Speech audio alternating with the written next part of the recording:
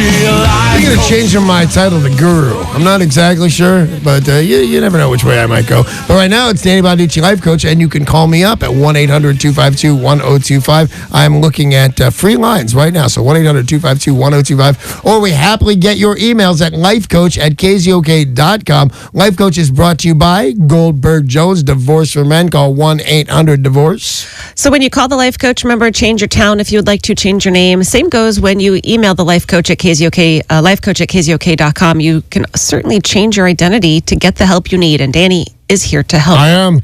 Lauren in Port Orchard sent an email. My daughter is graduating from high school this weekend. She doesn't want to go to college, and she doesn't know what she wants to do with her life. She's a good kid. She isn't lazy. She's just confused and a little depressed about her lack of direction. What can I do to help her?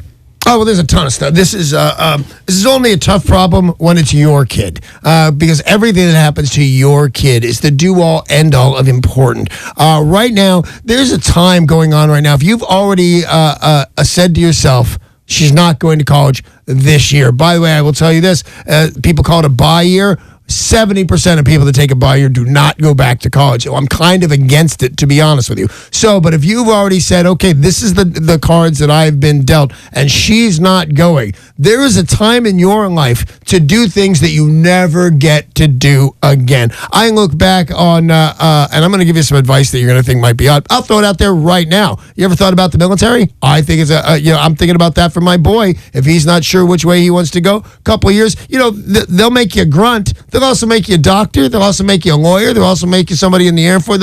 I happen to be just a big fan, so that's something you might want to consider. If it's completely out of left field for you, if you've already said, no, not my kid, fine. I'm just throwing that one out there. But this is the time to backpack through Europe and stay in hostels. My wife did it. She looks back on that. We're doing pretty well. The idea of traveling, and she went to Norway one year, and it took her 3 days to get there, because she had to keep buying the cheapest possible tickets.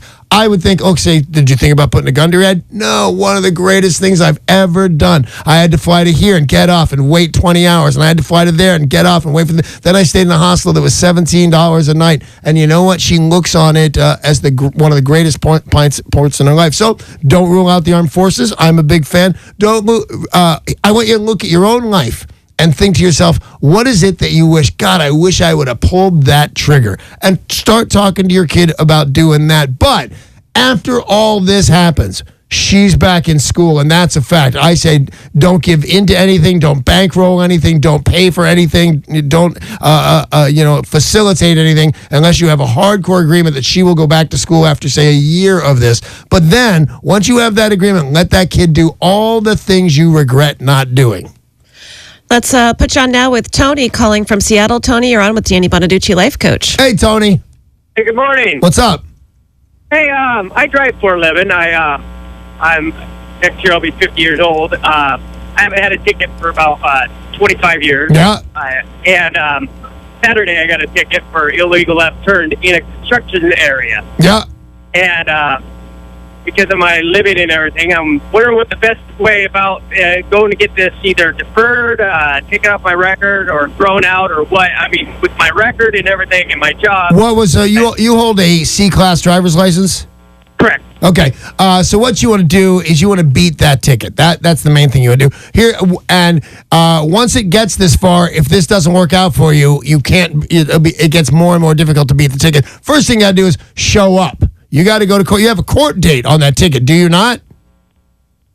No, there's no court date yet. There's because I got to check one of the three boxes, either to just pay it, to either deny that I did it, or accept that I did it and show up and explain. You want to deny that you did it is what you want to do, because there's a very good chance your cops are very, very busy. If you go to court and you show up, there's a very good chance that cop won't show up there. And what does it say in the Constitution? It says that you get to face your accuser. That cop is your accuser. And by the way, if you're a cop listening, and I could refer to a police officer, I have just as much respect for the officer that gave Tony a ticket as I do for ticket. Everybody's for Tony. Everybody's a good guy in this story. It's just Tony's job. It was the cop's job to give Tony a ticket because Tony was breaking the law. And it's Tony's job to beat that ticket because he's got a C-class driver's license. So part 1, which is actually part 3, show up at court and hope that officer of the law, that fine sworn officer, is busy that day. The other thing, let me recommend a book. And Gibbons or Paul, you can look this up, make sure I'm getting it right. And you can probably download it now.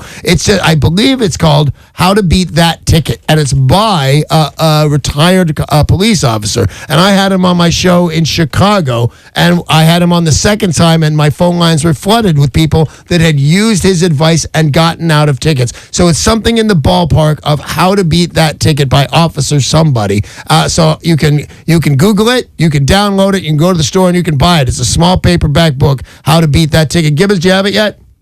Gibbons is on the phones. All right. People calling him. Beat the Cops, the guide to fighting your traffic ticket and winning. There you go, my friend. I knew I had it somewhere there. Give it to him again, please. Beat the Cops, the guide to fighting your traffic ticket and winning. Beat the Cops. And by the way, once again, I'd like to point out, I almost drive nowhere. I don't have to be afraid of the cops. I just like the cops a lot. So you know what? As a citizen, it's kind of our responsibility and our duty to beat that ticket. So Beat the Cops. It's a book. It's a little paperback book. I remember having that officer on my show 100 times. People loved it. It's really good. And then if you don't beat it via computer, then you show up at court and you try and beat it there. Hopefully, mostly because the judge is always going to believe a police officer, and it's not a bad idea. Hopefully, that officer will be doing something way more important than hassling you, and you'll get out of that ticket, Tony. And there you go. I like that one.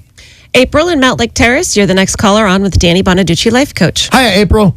Hi, Danny. How you doing, man? Very well. How are you, April? I'm doing good. You know what? I like girls that say man. Hey, what's up, man? There's something about a girl that can... What's going down? All right, what's up? Tell me all about it, April. Okay, I'll tell you.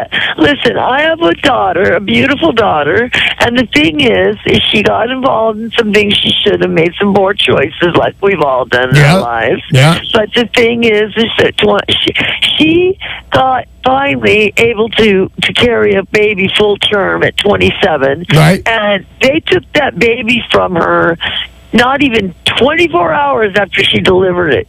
It was the weirdest thing I've ever seen in my life. And she never has recovered emotionally since. Well, I got a couple of questions. Was the baby a difficult birth? Was she on drugs? Had she given it up for adoption? Why would anybody come in to the room and take a woman's baby away? There's a reason for that. Right. This is what happened.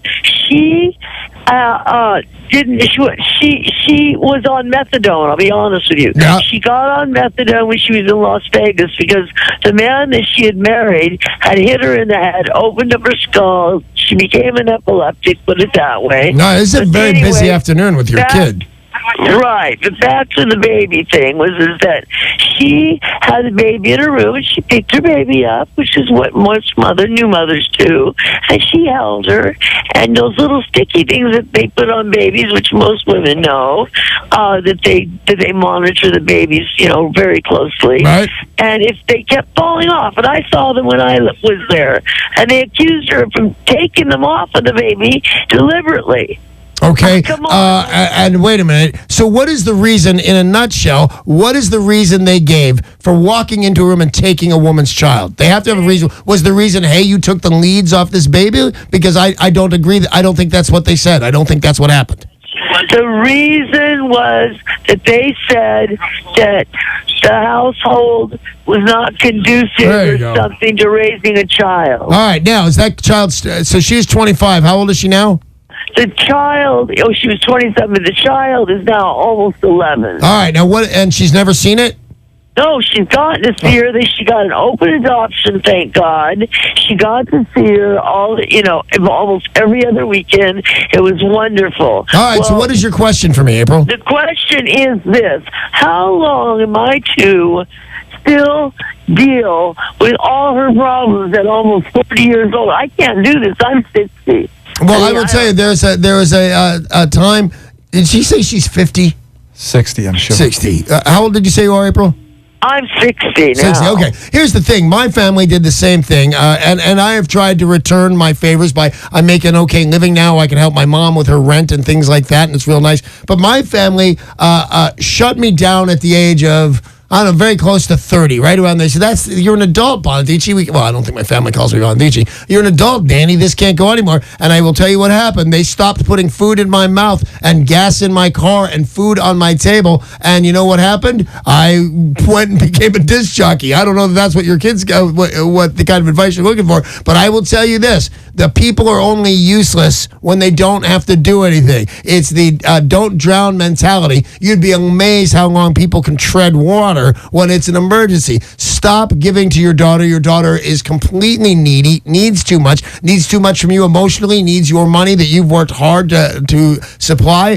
If she's not off all the drugs yet, she needs to get off these drugs. But your daughter needs and needs and needs and needs. And the best thing for her and the best thing for you is to stop giving. No more giving. Don't, when she says, hey, I just don't have gas, and she's going to throw that baby in your face. I can't go see the baby, Mom. I can't go see your granddaughter, Mom, unless I have 20 more bucks or whatever it is. The answer is how to get everything straight is to get her straight and make her stop being needy. You're 60 years old. You deserve a full-on break. I think you stop providing, and she will start fending for herself. She'll be grateful, and you'll have a more reasonable life together, April. That's what will happen. That's why I'm the life coach. Got time for one more call. It is Chaos calling from SeaTac. Chaos, what's up? Hey. And I'm actually a trucker. Whoa. Nice. Nice. The one thing I want to clarify is when you're a truck driver, you have a Class A, not a Class C. But my call-in is about my diet and weight loss, and I'm proud of you guys doing the 30-10. Yeah. That was your name? Paul. Paul is down 86 pounds? 83 pounds. 83 pounds. And you'll wait. Have you done it without exercise or with exercise? A moderate amount of exercise, but nothing. We're not killing ourselves. I will tell you this, Chaos, that I think Paul's a big fat liar. Well, now he's just a liar. I think he exercises well, you take walks, right? Yeah. You take walks. That's what I do. I would have to say without vigorous exercise at all, the weight just kind of pours off. But it's not nothing. You have to do it, Chaos. How much weight do you want to lose? Expensive? I'm sorry, what? Is it expensive? You know what? To be honest with you, they're a sponsor of the radio show, and I would find that a conflict, so I don't pay them, which is kind of a cool conflict to have. But I would tell you this, as a guy who's been fat my whole life, if it were, I'd say it probably would. If Paul was paying and had to lose 86 pounds and has done so, I would assume you'd say it was worth the investment either way. Absolutely. But I'll tell you this, how much weight do you have to lose, Chaos? Well, at least 40 or more. You know I'm what? 5'7", I'm 5'7", weigh 190. I am down 35 pounds. Gibbons is down 45 pounds or something like that. The 40 pounds, I mean, it gets to be a bear when it's down to your last 10 pounds or so. But I got to tell you, Chaos, there's never been a product on the radio that I would endorse so highly. And it's easy for me. Maybe if I lost all the weight myself, I would think, well, maybe it's easy for you because of this and that and this and that. But Gibbons and Paul and I collectively are down 160 pounds or something crazy, like 150 pounds. So I'm going to recommend it to you, and that's a very easy one. And I'll throw in, you can do other things, low calories, calories in, calories out, but this is what worked for this radio show. So go and do that, and then call me back up and go, hey, dude, I lost the 40 pounds. Thank you, Chaos, and thank everybody for their phone calls. And Life Coach would kind of be dull without those. And, of course, your emails, too. Life Coach, by the way, is brought to you by Goldberg Jones Divorce for Rent.